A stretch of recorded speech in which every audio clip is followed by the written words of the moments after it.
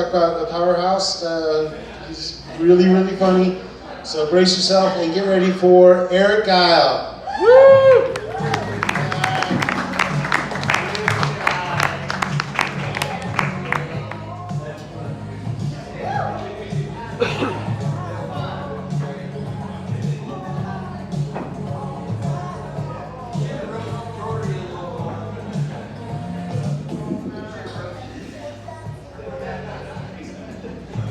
This song makes you want to wiggle a little bit, doesn't it?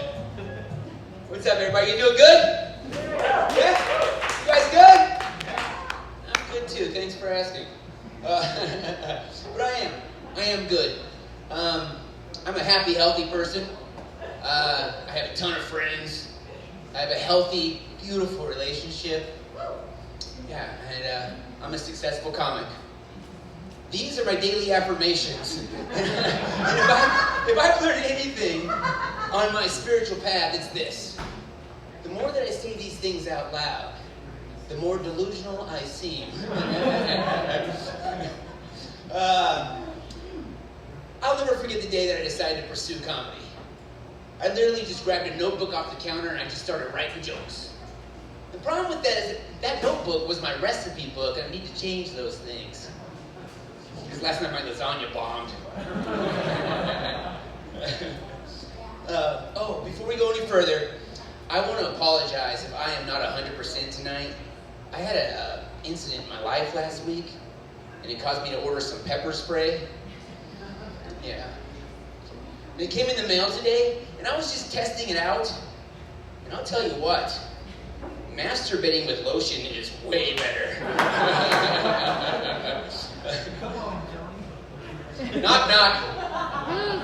Oh my goodness, you guys, let's pay attention a little bit. We are a comedy show. When I say knock, knock, the proper response is, who's there? But since I gave you guys a chance, you're going to have to do it loud and proud and try to rip the roof off this motherfucker, all right? You guys ready? You ready? You ready? Knock, knock. Who's there? Don't worry about it. It's just my lasagna again. I told you, it bombed. I'm a plant daddy. If you don't know what that is, it's a term for a guy who doesn't get invited to parties, ever. It's also a term for a guy who has a cat. Also a term for a guy who lives with his mom. Plant daddy. Look it up.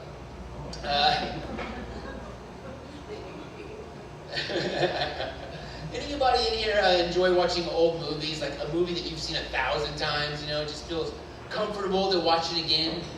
You know, I love the Ghostbusters, is what I say to dry up any wet vaginas that might be around me. And I saw, when you guys were coming in, I saw the 45 to 65-year-old people. Those are my people. And there is no need to raise your hand or applaud or anything. I can see your knee and hip pain from here. We're from the generation where safe space meant there wasn't going to be any cops there, you know? We're getting older. Yeah. Our bodies are changing. Our perception's changing. And we have to eat things we didn't have to eat before. Viagra. By a show of hands, how many other people in here use Viagra? I know there's some of you just can't get it up. It's a $2.5 billion industry and I'm keeping the lights on over there? I don't think so. But there was a time in my life when I took 2 Viagra every day before I left the house. And it was a time in my life when I wasn't having sex. I feel like I need to explain. I'll explain. It had been a very long time since I had been intimate with a woman. And my brain came up with this idea that every day that passed, my chances went up and the odds increased that I'd have some kind of crazy one-night stand. And I believed this so much at the time that I would take 2 Viagra every day before I left the house.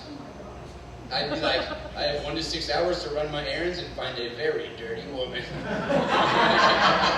It never happened, though. There were definitely some drawbacks to the plan. Sometimes I would go half-mass. Sometimes 3/4 mass. It didn't bother me. It was the other people at Natural Grocers that seemed to have a problem with it. And I was like, what? I love buying bulk oats. The older I get, the more my body forecasts the weather. Is anybody else experiencing this? Like it's 55 degrees outside and it's definitely gonna rain. It's like the worst superpower ever. You know, it's like super lame. That's what it is. Like I don't even know what that superhero's origin story would be. Like I ate a radioactive prune. Yes, getting older. The only video game I still play, Credit Karma. 720, level up. Son of a bitch, I lost. Oh man, I can bet you did. I can see your credit score from here. It's very low. Very low. 100. Oh my god. Oh my goodness. How about this? Do you guys know that DTF does not stand for down to fish?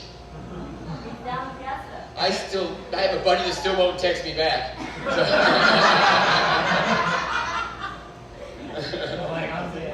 The newest way, here's the newest way to tell my age, y'all. Now when I blow my nose, it honks. The first time it happened, it was like, honk, fuck. This is the end. My only friend. I immediately went to the store and got some adult diapers. All in. I'm all in. Also, the older I get, the more I realize that there's only two kinds of people on this planet. There's people that eat cereal in the bathtub, and people that don't smoke weed. I eat cereal in the bathtub. It's for my mental health. But smoking weed has changed so much since I started. Like the other day, I couldn't get stoned because I didn't have the right charger. I couldn't charge my weed. And I was like, technology fucking sucks. And edibles are crazy. Like some people, they eat 5 milligrams and they go to the moon. Some people eat 500 milligrams and they go to work. Like we walk amongst you, okay? We got stoners in the crowd? Huh? We got some, right on, very nice. Very nice. I did not pick you as my stoner. I love it. You're my favorite. Yes, big round of applause. Yes. Reject the show. We'll burn one. Me and you. Yeah, we'll smoke that thing down to a stain. So maybe you guys can relate a little bit. The other day I got so stoned that I brushed my teeth with lotion. They were in similar containers, so it was an honest mistake. But then I was just stuck there, baked out of my mind, contemplating the fact that now I know what my elbow tastes like. And I realized I could have said some other body parts for that joke. Thank you. I wanted to keep it clean, you know. Dick. I could have said, now I know what my dick tastes like. My elbow.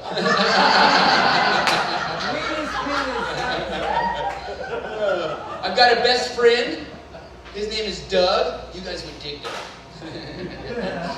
He's always dropping words of wisdom, like, you can only teach your dog not to eat poop in front of you. Dash Doug. And I love the guy, you know. I talk about him all the time. I call him multiple times a day. I even say I love you when we hang up. And some people might think that's strange behavior for a 50-year-old man. Doug would agree with those people. I'm like, I love you, and he goes, okay. And my kids, they think that Doug is their uncle. Which has always been a little weird to me, because last time I was a fake uncle to some kids, it's because I was fucking their mom. Super secret sex with mommy! Always a good time. I had a 15-year career in corporate marijuana, which, if that sounds like an oxymoron, it's because it is. And when that career ended, I put together a resume that highlighted all the skills that one would obtain after 15 years of growing marijuana. and I hit that job market. I landed the one job I'm qualified for. I'm an Uber driver. I really do it just to give my mom something to brag about. There's things you learn when you drive for Uber. And recently, I just added a new thing to this list that I learned driving for Uber. Do you guys know what country jam is? Oh, yeah. Yeah? I can tell you something from the perspective of an Uber driver. I can tell you one thing about country jam. Fuck country jam. Alright? You guys are fucking nuts. Alright? Get out of my car. You learn that driving for Uber, you're going to learn that most people are generally kind. You know, you're going to learn that service industry workers are the best tippers. Big shout out to Miranda, the real hero of tonight. Yes. And you learn that strippers leave a residue that only the popular product from the 90s, Simple Green, can remove. I've learned that some of y'all, you don't want to talk, you need to. And some of y'all don't want to shut up, but you need to. And most of my interactions driving for Uber have been pleasant, but one night, I'm driving college kids all over town, from bar to bar, and then I finally get everybody back home safe again. And this woman gets in the back seat of my car and she says, "It smells like weed in here." I'd had a long night, so I said, "Ma'am, you're good. Most people can't smell the weed over the sex in the urine." Needless to say, the rest of her ride to her opening shift at Wendy's was completely silent. She got out of the car, said, "Have a nice day." She slammed the door and she walked off. 5 stars and a $3 tip, and I did not know that was the way to do that. You meet like all kinds of different walks of life when you drive for a ride-share service. Like for instance, did you guys know that there's a whole group of beautiful, successful, independent power women, and they prefer to hook up with blue-collar guys? Yeah. So fellas, fucking stay broke. BBS, bitches be slumming.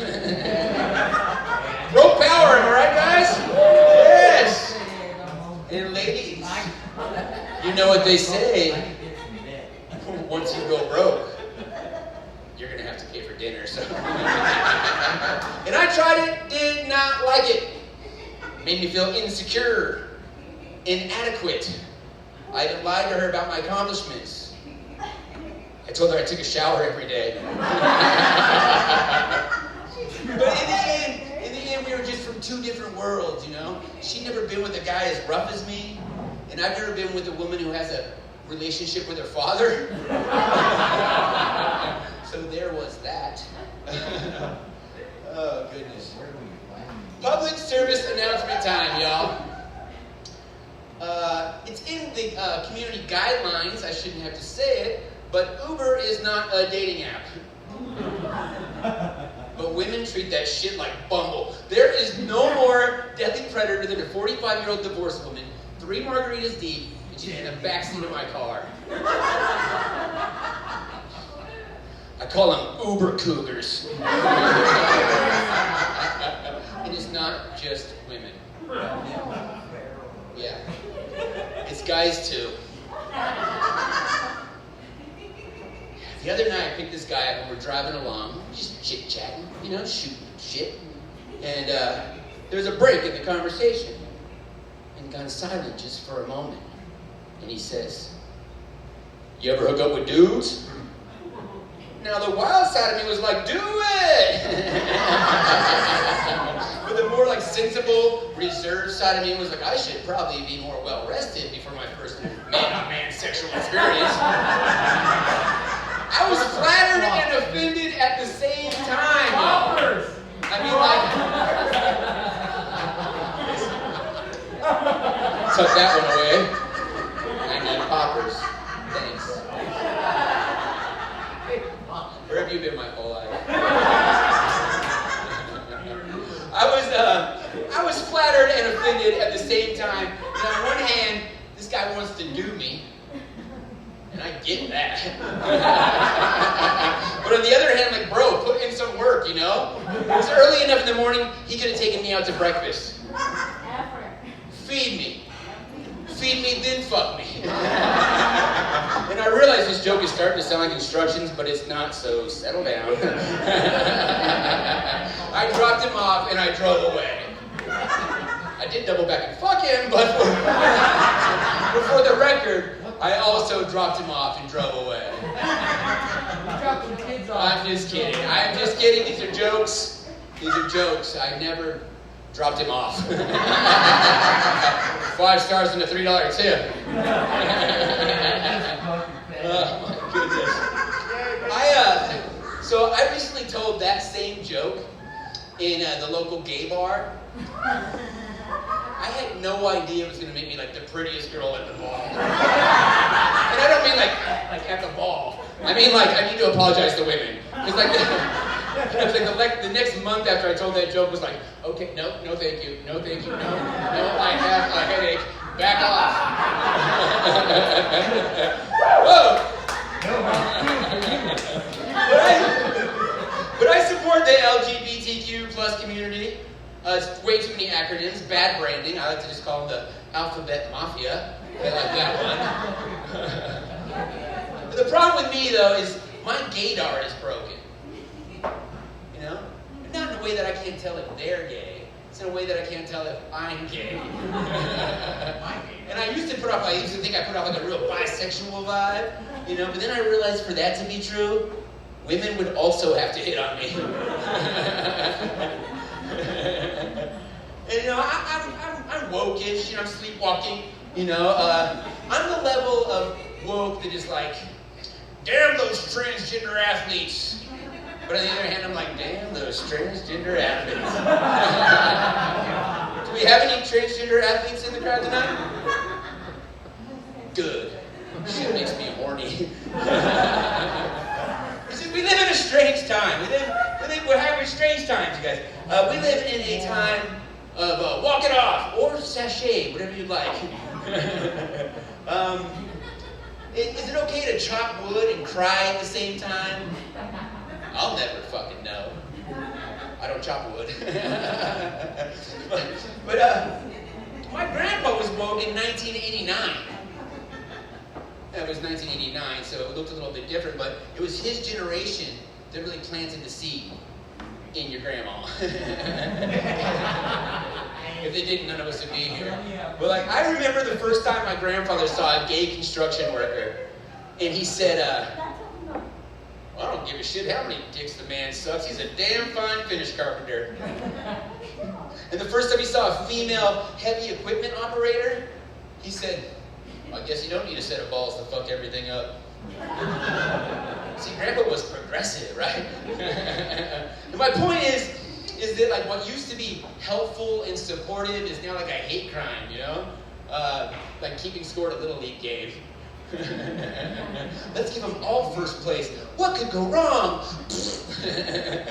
That shit's fucked up. And I think that if everybody would just like kind of dig down in your hearts, dig down in your heart balls. If everybody just dig down deep into your heart balls, I think that you would agree with me that you learn more from losing than you do winning, right? And if you disagree with me, what the fuck are you gonna do about it? Cry? I don't know. But all being said, I consider myself a forward-thinking man. You know, like I think that men should use more therapy. We should be more open about our feelings, more generous, you know, with our love for each other. It's just hard to talk about that stuff without sounding like a little bitch.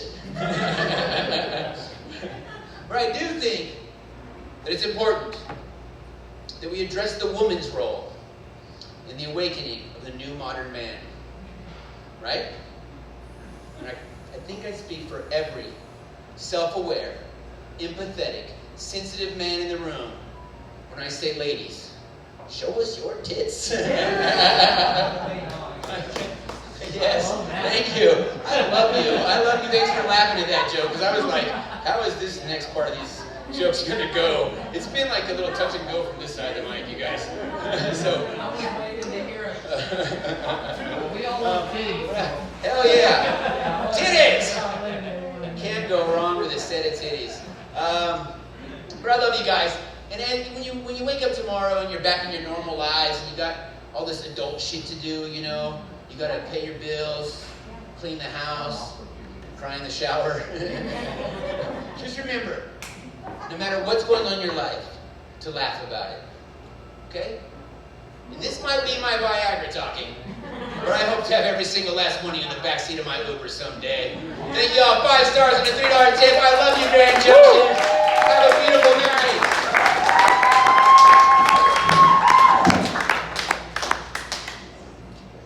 All right, good job, Eric. Please give it up for Eric. Give it up for all of our comics tonight. Give it up for Joke Junction, giving us a platform. Thank you, Edgewater, for giving us a stage. Thank you all for being here so much. We really appreciate it. And hey, remember, if you see something suspicious, say something suspicious. We'll see y'all next time. Thanks.